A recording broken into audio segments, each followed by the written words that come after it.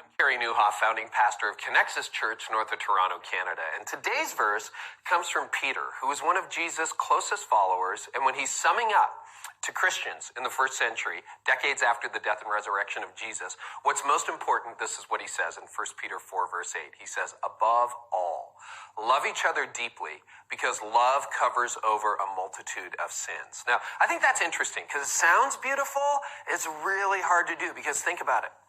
The people that you know the best are the people it's often hardest to love. Yeah, I mean, you fall in love, the whole deal. But after you've been married a little while or dating a little while, guess what?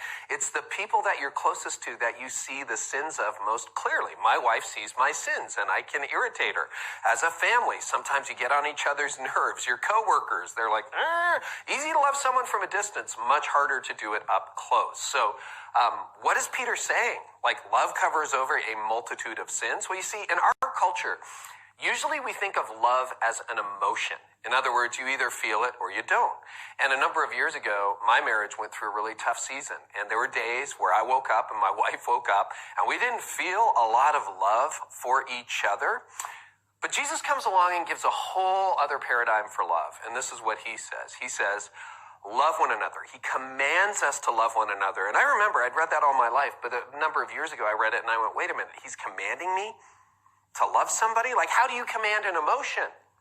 Well, maybe love isn't an emotion. Maybe it's a decision.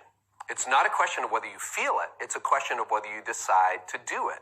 And so I had to learn to make a decision that I am going to act in a way that is loving towards someone.